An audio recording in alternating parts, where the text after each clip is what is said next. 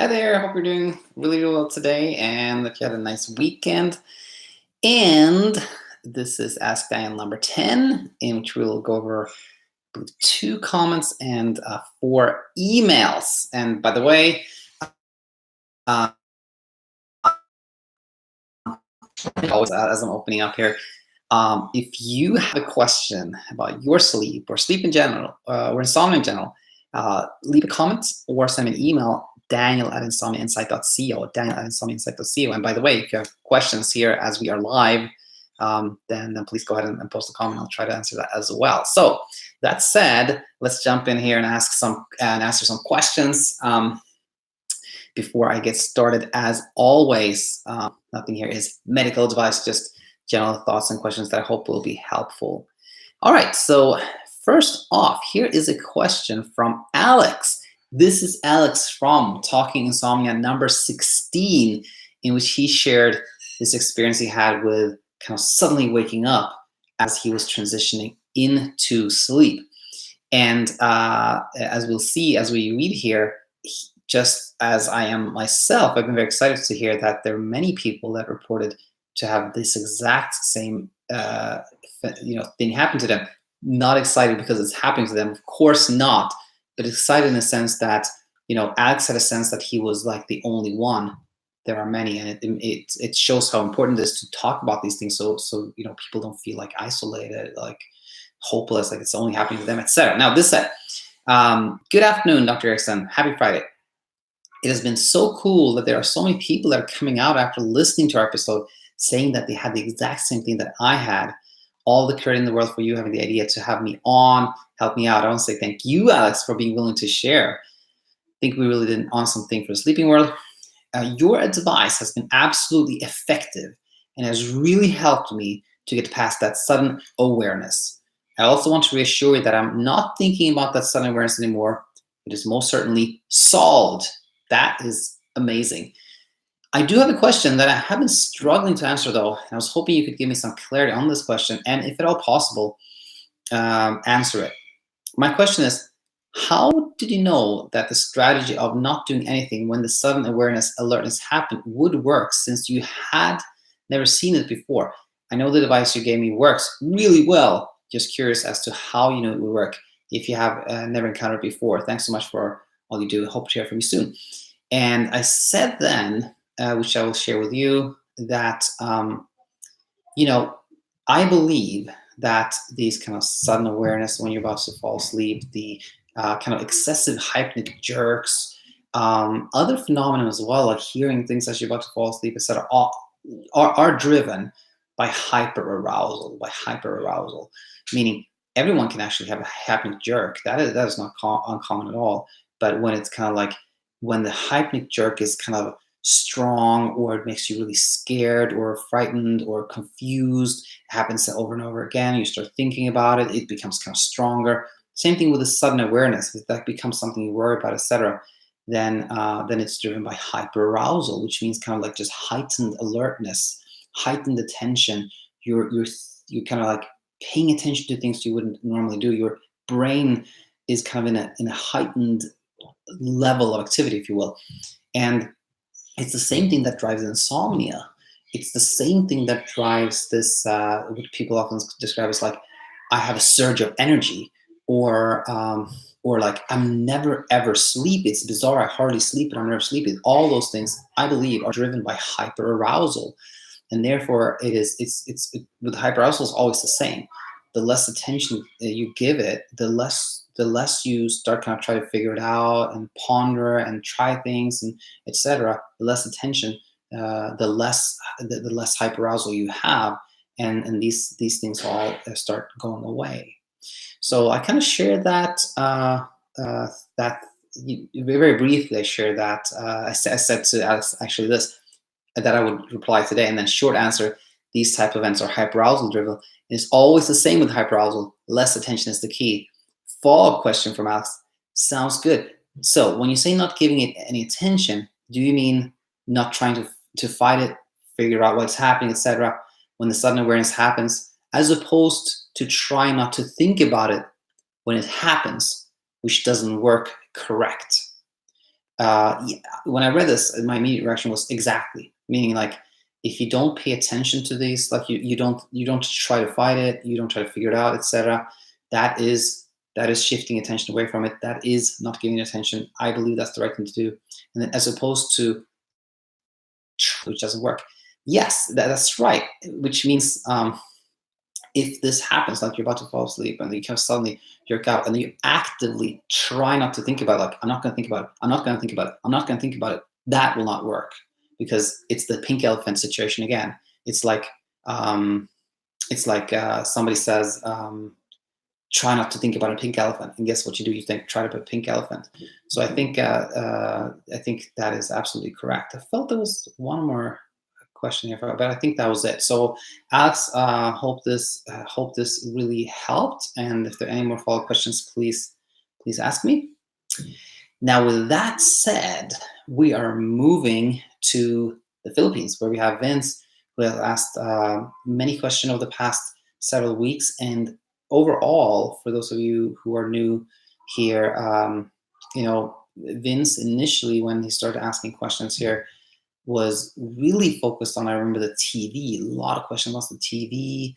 And then for a while, more recently, he's asked a lot of questions about, like, I've been doing this 8 days or 10 days, and kind of like, how is this normal? Kind of how long before I start to see improvement? And more, I get the sense that Vince is really on the right track, like shifting attention away from that TV, away from counting days, understanding sleep efforts. So that's kind of a little bit overview for you, Vince, and everybody else. Okay, cool. So let's read this. Good day, Daniel. The title, by the way, of this message is Using Stimulus Control. For those of you not familiar with that terminology, it's essentially means, stimulus control essentially means, like, if you're not sleeping in bed, then get out of bed. Only do things in bed that are, that's sleeping. Basically, only use your bed for sleeping. And as a rule of thumb, it's not a bad one, but it's easy to get kind of caught up on this one, like how much should I stay in bed, what should I do, etc. So much more than that to stimulus control, which I'm sure we'll get a chance to talk about here as we read this. Good day, Daniel. I rarely use stimulus control when my sleep window comes. And one more thing here for anybody that's new here, sleep window, what's that? Well, when you have trouble sleeping, it's really good to get up at the same time every morning and not go to bed too early, meaning setting a sleep window, for example, midnight to 6 a.m., meaning don't sleep before midnight. Stay awake during the day and don't even go to bed before midnight. If you don't feel sleepy at midnight, then don't even go to bed at that time. Don't go to bed before you go to sleep. So your sleep window is like, you can sleep as early as midnight, but you have to be up at 6. So that's kind of how you use a sleep window. It's a very effective technique. And we actually have another question later on that is specifically on like, how does this work? So we'll talk more about sleep window a little later on here. Now, when 12 midnight, which is when my sleep window begins, approaches, I lay in my bed. I'm waiting to fall asleep in bed.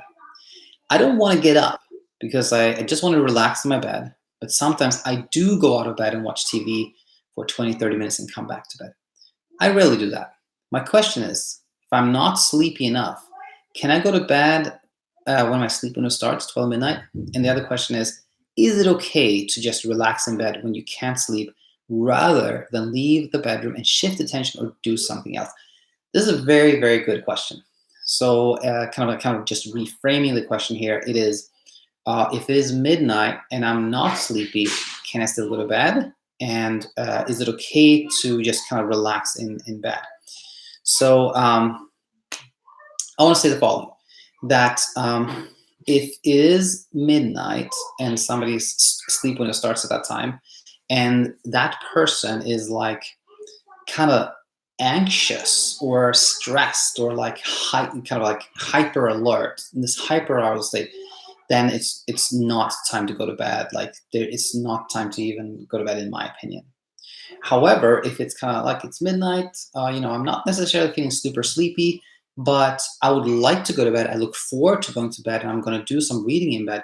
I think that's absolutely fine. That's what most people do, right? Most people actually don't feel like really, really sleepy when they go to bed. Rather, most people go to bed and then may watch a Netflix show or like read a book or watch on TV or something like that, and then fall asleep. So I think that is actually good. I think it's good if somebody goes to, like, if somebody looks forward to going to bed. I think that is great, and I think it's totally fine, in my opinion, to read in bed, to watch some Netflix in bed, to relax in bed. Whatever you enjoy in bed is good. Now, what you kind of was going back to the stimulus control thing, what I think one should avoid is frustration in bed. It is kind of laying in bed, being anxious, being angry, being frustrated. If that happens, if you can't relax by just thinking about something pleasant, if you can't relax by just reading a book, shifting attention in your bed, then I think it's good to kind of just leave the bed and do something else until you kind of feel you're ready to go to bed again. If you look forward to going to bed or you feel sleepy, it's time to go to bed. So, Vince, you are asking really great questions. I just feel that you're on the right path. I just feel it. So hang in there. Cool. Having talked about that, let us move on to a question from a new source. No, that's not a good word. Let's just say a new viewer, a new person reaching out to us here, which is Navinder. So let's read this. Came in 1 day ago. Hello, Daniel. Thank you very much for posting such useful information online. All the videos are great and reassuring. Super happy to hear this. Super happy to hear this. There's just one thing I would like to ask you. Can you explain the reason as to why sleep restriction actually works? We're referring to a video which explains it. Is it because of stimulus control? I do intend to practice sleep restriction soon, but I think actually knowing the reason as to why sleep restriction works would give me a massive boost of motivation. Thank you very much. This is a great. What I love about this is many things, and one of them is I intend to do this, but I think it actually knowing the reason would give me a boost. That is so important, super important, because without understanding why one should change a behavior, it is very hard to change that behavior. If somebody just tells you spend less time in bed, that actually works. But if you don't understand why it works, you're not going to do it. So very insightful question there. And now, so let's get to it. First of all, sleep restriction basically means spending less time in bed. It's the same thing as bedtime restriction or using a sleep window. It is the same thing. I personally feel it's very unfortunate that somebody back in the day started calling it sleep restriction, because it sounds like you're going to restrict how much you sleep, which is absolutely not the intent. If anything, you want to expand, like you're looking to get more and better quality sleep. So I usually say bedtime restriction. But anyway, now what does it work? So three reasons, and this by the way is kind of my spiel, which I talk about to every patient I see in clinic. I nowadays give them kind of these three reasons. Number one is about building sleep drive. And what I mean by that? Well, it's very important to know that the only thing that can make a human being sleep is their body's need for sleep. What I do in clinic is often I ask patients like, kind of like, what do you do to become hungry? And then I'm kind of hoping to get the I don't know, which most of the time does happen. And then I go, good. That's exactly my point. You don't need to do anything to become hungry. Just by not eating, our bodies become hungry, and then we go on to eat, and then we feel full. Same thing with sleep. You don't need to do anything to become sleepy. As you're staying awake during the day, you become more sleepy at night. Like the longer you stay awake, the more sleepy you become. The longer you go without eating, the hungrier you become.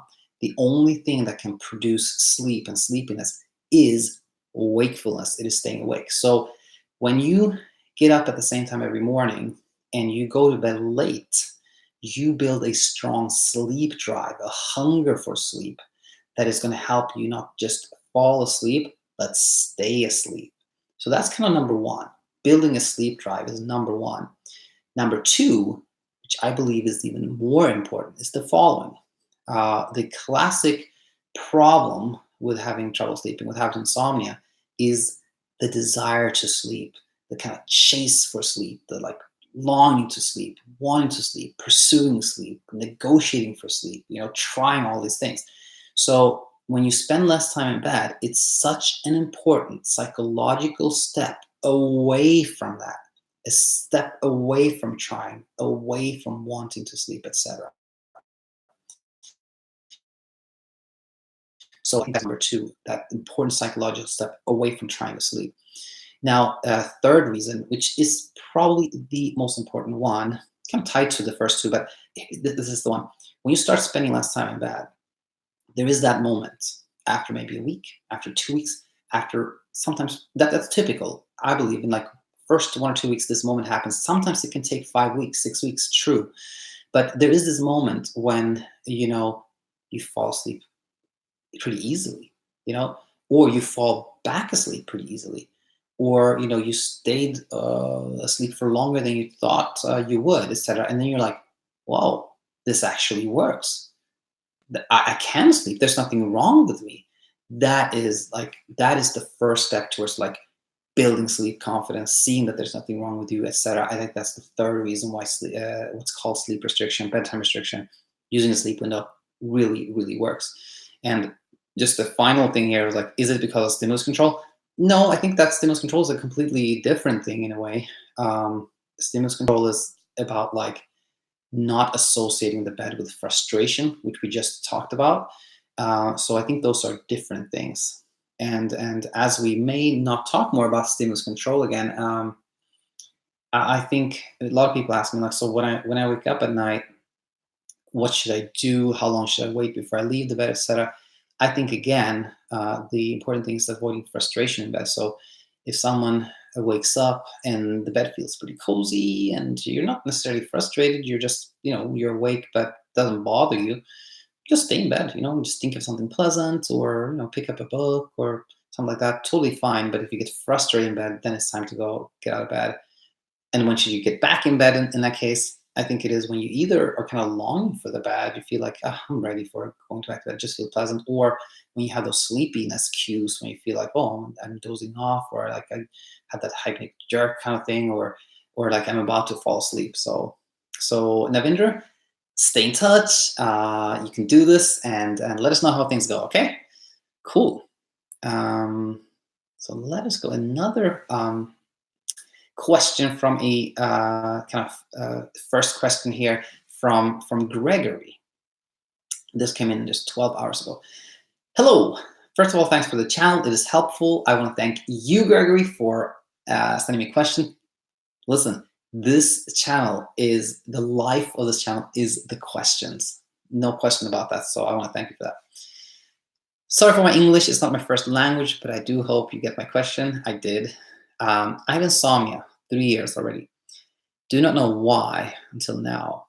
And I did not try with full focus on CBTi. And by the way, if the word CBTi is new to you, it stands for Cognitive Behavioral Therapy for Insomnia. And it's really what all I talk about here is really based on CBTi. However, I've started restricting time in bed. Last week, I had 6 hours in bed and slept 4.5 hours. So taking further the next step, should I again reduce time spent in the bed, even though it will be less than 6 hours? What do you suggest? Or will you stick to a low amount of hours already and work on other areas like tension, mindfulness, etc.? All right, so I want to say the following. It sounds to me as if you, Gregory, started not so long ago, like last week. And particularly in that case, I want to say the following. That in kind of the classical thinking of CBTi, you do these calculations, like you calculate sleep efficiency, which is just how much of the time in bed you spend sleeping. So for example, if somebody spent 4 hours sleeping and there were 8 hours in bed, their sleep efficiency would be 50%, which is not good. You want it like 85%, so you should spend less time in bed. That is the classical thinking, which I now don't believe is the best way forward at all. I believe much more in just staying the path and shifting attention, meaning I think when you are like, you're starting using these techniques, starting spending less time in bed, and like a week later or 2 weeks later, you're kind of like not maybe getting too much progress, you're sleeping so, etc. Then what happens is if you start to say, well, I'm going to spend even less time in bed, then you are going to probably going to go in the direction of like, okay, I spend less time, but let's see how that works. And then you go even more into kind of monitoring yourself and checking the time and how much you slept and like how did this work, etc. So anytime you make a change, it leads to kind of checking how that change worked, which leads to more attention to sleep, which makes it harder to sleep. So I think set it and forget it is the best. It's like you decide this is my sleep window. I've got to go to bed not before midnight. I'm going to get up at 6. And other than that, I'm going to like try not to think about sleep. Just do things that keep me distracted from sleep. So I think the best thing in a situation like yours, Gregory, is just kind of stay the path. That is what I believe. And you say, should I work on other areas like tension and mindfulness? Here's the thing with that. If you do anything, and I don't mean just you, Gregory, I mean anybody, if you do anything with the intent of sleeping more, then that is called a sleep effort. For example, if somebody starts doing meditation to kind of calm themselves down so they can sleep more, then guess what happens? This person is just going to be meditating and being like, okay, I meditated like 20 minutes. Do I feel less calm? I don't know. Not really. I have to meditate some more. Oh man, this is frustrating. I've meditated an hour. I don't feel better. And then like, oh, I didn't sleep at all. And I meditated like an hour and a half yesterday. This is not working. I'm frustrated. The problem was the intent. The problem was that this person was trying to meditate to make themselves sleep more. It became a sleep effort. Sleep efforts never work. They make it worse. Now, let's say person B started having some trouble sleeping and they realized they've stopped meditating and they loved meditating. It was like their hobby. It was like they would do it just for enjoyment. If that person goes to me, I'm going to start meditating, that's going to keep me from thinking about sleep, and they meditate and they enjoy it and like, oh, that was great. Perfect. And that goes for everything. Like if you like swimming, do that. If you like playing soccer, do that. If you like baking, do that. If you like hanging out with your friends, do that. Anything that takes your mind, your attention away from sleep will really help. That's the forget it part. Set it. It's like spend less time in bed. Forget it. Shift your attention away. That is, in my opinion, the golden kind of like rule, like the what's the silver bullet, for insomnia, really. So Gregory, I want to thank you again, and Navinder and Vince, Alex, everybody, for your questions. Super helpful. Okay, so here we have actually a question from @to is morality objective? I don't know. I don't know, but I want to use this question here. Is morality objective? Is kind of like and this is, by the way, this is a live question coming here. It's kind of an existential question, like or a philosophical question at least. What's the meaning of life? Is there a right or wrong? Is morality objective? And the thing with those questions are that it's impossible to really find the truth. You can ponder and think and ask people and study, etc., but you will never get to kind of that objective truth. Okay.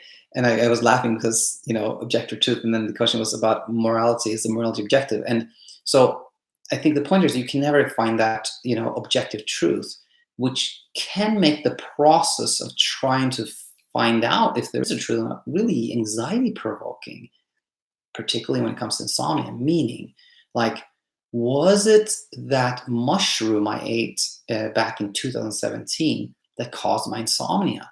I don't know. I'm going to find out. I'm going to ask people, Google it, research. I still don't know. The not knowing, the ambiguity can cause a lot of insomnia. So I think the best thing when it comes to like these type of questions is to apply the same thing that most of us did when it came to the existential questions, like how long, how far out does the universe extend? What's the purpose of life? Most of us didn't find the answer. Most of us kind of accepted that we couldn't find the answer and went on to, be happy even knowing that there wasn't an answer. That's the plus. You cannot figure it out. There is no answer often. And the best thing to do is kind of accept that, and then you'll get to a place of sleeping really well. And we have another live question here from Verbal Venom, which is actually Chris. Hi, Dan. It's like 5 a.m. here, LOL, but I woke yesterday at 9 p.m., stayed awake for a while, but I will take a nap later on. I think breathing plays along as well, plays a role as well. All right. Well, it sounds good, Chris. My idea is always the same. Like, get up at the same time every morning. Don't go to bed too early. That is the key for really most people, I believe. But thanks for these live questions. Love it. Okay. Now, this said, we are going to move to the comment section. There were 2 comments I really wanted to talk about here. Oh yeah, one of them here is from Jules VDV, and this is a comment on Ask Daniel number 9. And for a little bit of background here, Jules. I first connected with Jules here, I believe, a couple of weeks ago, maybe like 4-6 weeks, something like that. And I believe Jules had this kind of like, was having some trouble sleeping, but also kind of just always tired, fatigued. And with that backdrop, let's read this. Hi, Daniel. It's been a couple of weeks since I last commented. Most of the time I'm sleeping now without having to take pills. And I sleep on average between 5 and 8 hours a night. But I still have a lot of vivid dreams and wake up fatigued most of the time. And I still have a lot of brain fog. Feels like I have been high the last 4 months since my sleeping problem started. But this Wednesday, I am going to do a sleep study, and I have a lot of anxiety because I'm scared that I will not be able to sleep during my sleep study. So, Jules, thanks for commenting. And there were a couple of things I want to share here, which first of all, when it comes to insomnia, like I've said recently here in an episode about like the 2 tailwinds, I call it. Whenever something positive happens, it's really important to kind of like highlight that, talk to people, like make a big deal of it, because if you have that positive reaction to even the slightest positive, then it kind of pushes you forward. So I want to say here, you're sleeping now without taking pills. That is awesome, really, really good. And you're sleeping, good amount of time most of the time. That is great. So playing up the positive is always good. Now, still vivid dreams, fatigue, brain fog, and the worry about this sleep test. Now, when it comes to insomnia, another thing I talk about a lot is like, or maybe not a lot, but I've mentioned it a few times anyways, there are kind of 3 steps.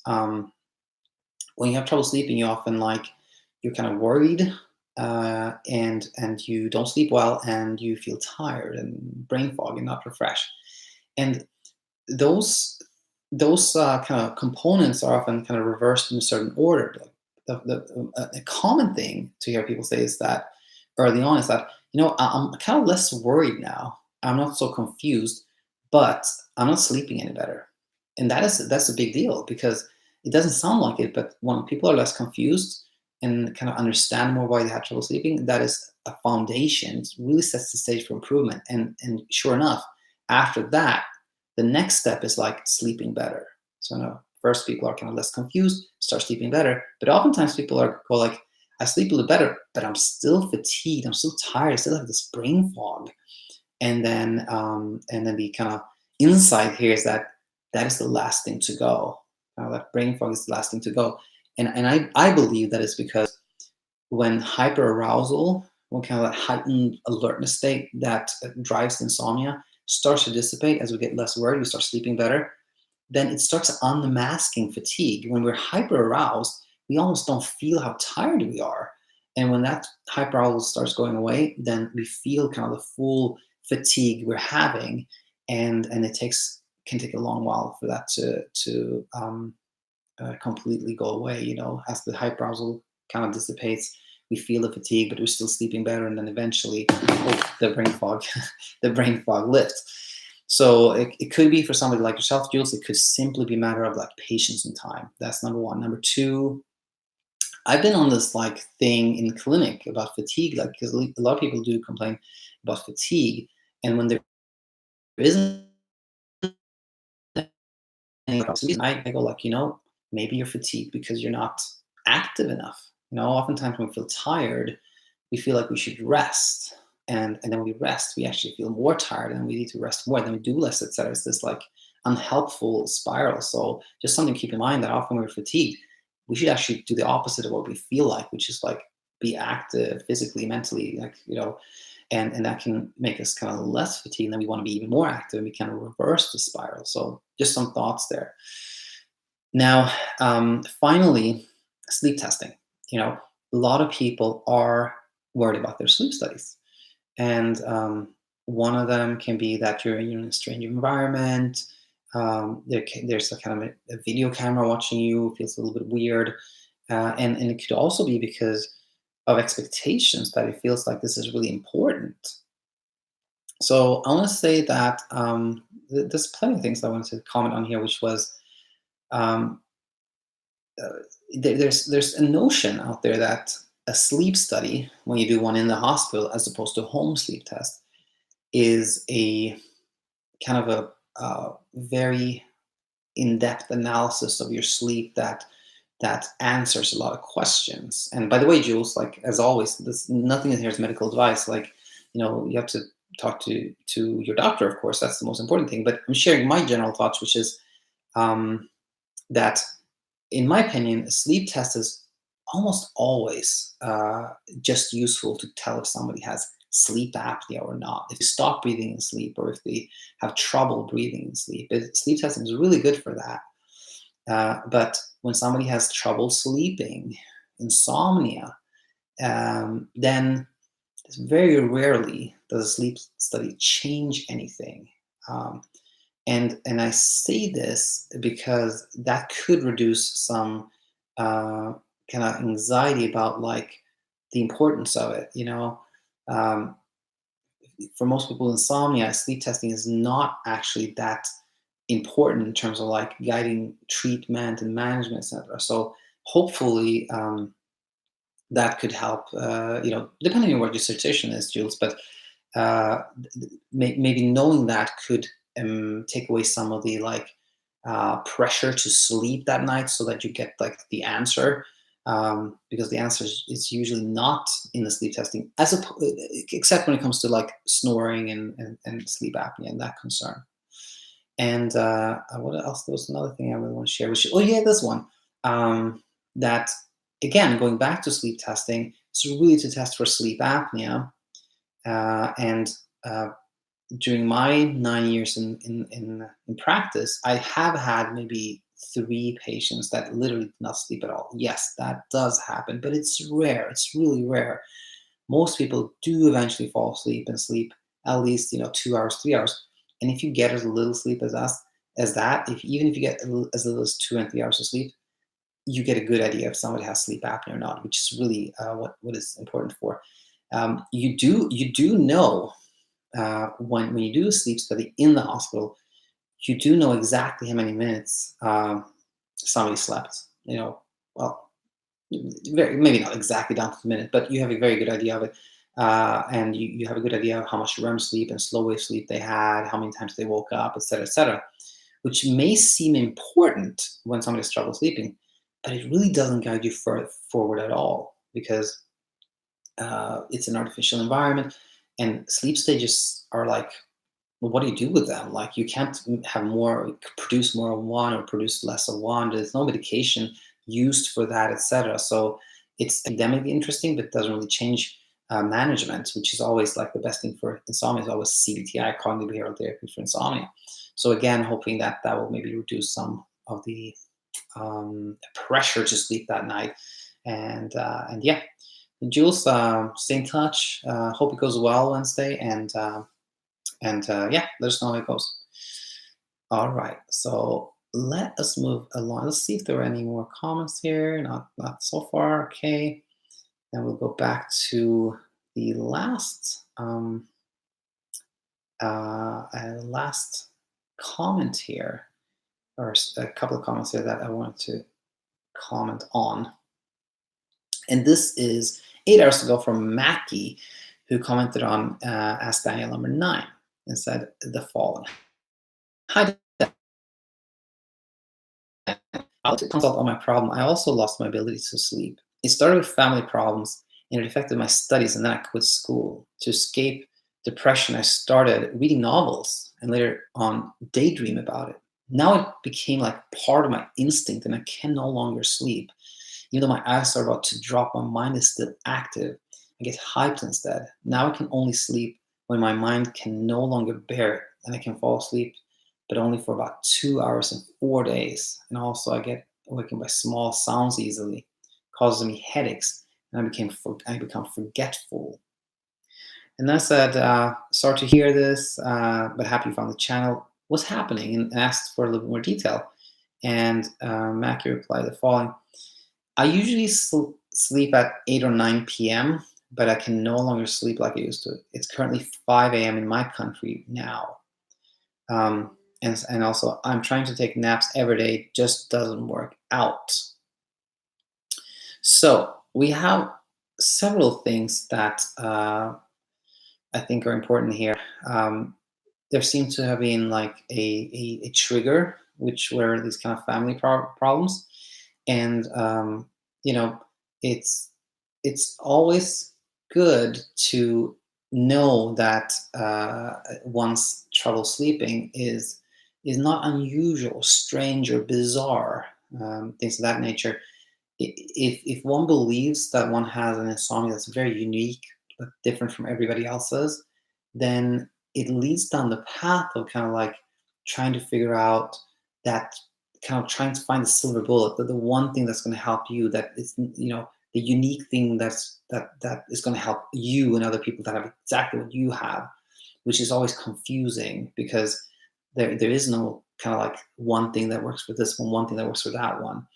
And so, and where I was going with this was to say, like, it started with family problems. Many people with insomnia, if not most, can identify like why it started. It was a particular event or a stressful time or something like that. That was kind of the trigger. And when one knows that was kind of a that puts you in puts the, how should I frame this? It makes you see that you're not that different from other people, which is really, really important. So having kind of a trigger like that can be helpful to know that a lot of people have a trigger, and that having a trigger like that kind of makes things more typical, normal, like it's the same as everybody else, right? And so that was one thing. And now it sounds like at some point you were reading novels, and I'm assuming kind of like as you were going to bed, and that kind of helped maybe distract you and you fell asleep. But now it became part of my instinct and I can no longer sleep. I'm wondering if what happened was that reading novels initially started like something you did for kind of the right reasons, like just to take your mind off things, enjoy, but then it may have evolved into what's called a sleep effort. It maybe became something you felt like, oh, I have to do this to sleep. And then the whole thing is kind of like reversed, meaning like when you do something with the purpose of producing sleep, if you read a novel because you hope it will make you sleep, the opposite happens, because as you're reading, you're just like, oh my gosh, I've read half an hour, I'm not sleepy yet. I've read an hour, I'm not sleepy. Oh my gosh, how much do I have to read to become sleepy and sleep? This is not working. The difference there is the intent again. Like if you read a novel because you enjoy it, perfect. If you read a novel because you hope it will make you sleep, it does the opposite. Now, a lot of things that are described here, even though my eyes are about to drop, my mind is still active. I'm hyper.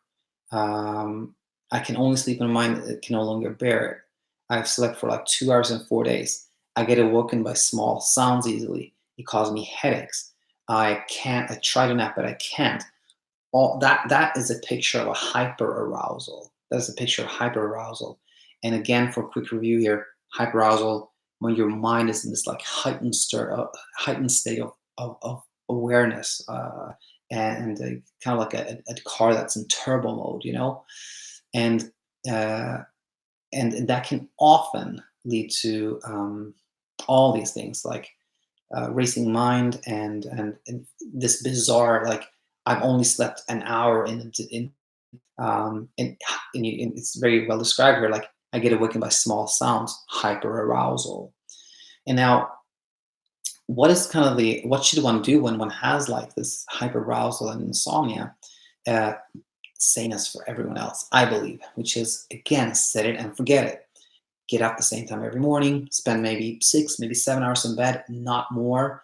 And then other than that, try to do things that one enjoys during the day.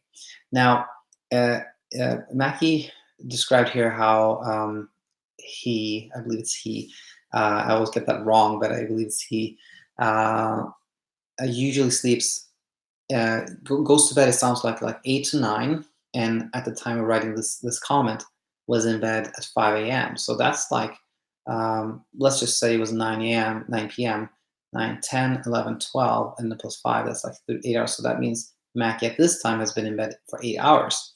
And then, which is quite a a good amount of time. And then Mackie, if you hear this, you may go, but I'm not sleeping a lot of that. Totally get it. Totally get it. And it may sound counterintuitive, but for the reasons we talked about earlier in this episode, I believe it's really important to spend less time in bed, to have a strong sleep drive when you go to bed, so your body really needs sleep, but also to like take a step away from trying to sleep, really important, and then avoiding sleep during the day. If somebody says like I can't sleep at night, but I sleep during the day, then one of the first things to do is like, but then don't sleep during the day. And even like trying to nap, I don't see why somebody who has trouble sleeping in the night should do the opposite. Should like definitely be awake during the day and not try to nap. I think that is the best path forward. So Mackie, hang in there, and hope you found this helpful. And with that said, I just realized as I'm talking here that there was one more question actually, which was from Jay. So let's read this. Hey, I was wondering last night, I was just about to sleep, then for the first time, my legs kicked like I couldn't control it. Should I be worried about this? I want to say, if you're ever worried about your health, anyone out there, talk to your doctor. Of course, when we're about to fall asleep and we have like these kind of jerky movements, they could be completely like normal hypnic jerks, which is usually one kind of body jerk, or when they become like repetitive or kind of excessive, etc. They're often caused by hyperarousal, which I think we already talked about here. And the best thing to do, in my opinion, is again not to pay them attention at all. And I want to say, I want to share one more thing, which I want to thank Martin Reed, by the way, for chiming in an episode earlier and sharing this. That Martin Reed, who is an insomnia coach, he's actually the insomnia coach in my opinion. Well, he has this website, insomniacoach.com, and that's kind of his brand. Now, he said that on his forum, someone on his forum that had a lot of these kind of leg jerkings as they were about to fall asleep had reframed it as a positive and had said, well, I think now of these jerks as a sign that I'm about to fall asleep. So it's actually good. It's a signal to me that I'm sleeping. I'm about to fall asleep. It's something good. And I thought that was kind of brilliant. If you can do that, if you can reframe any negative as a positive, well, guess what? It's even better actually than not paying attention. If somebody went to bed and literally, honestly, not like faking it, but with the honest intent of saying like, I hope I get one of those hypnic jerks, that's a sign that it's unlikely to happen, because then you're the opposite of hyper aroused.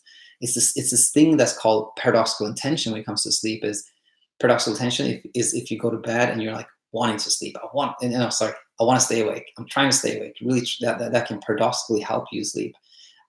So it's kind of like you can use paradoxical intention in a way for these hybrid jerks as well. So with this said, I don't think everybody that has sent a question, and as I mentioned in the beginning of this video, if you have any question, please leave a comment or send me an email, and hope to have you back real soon.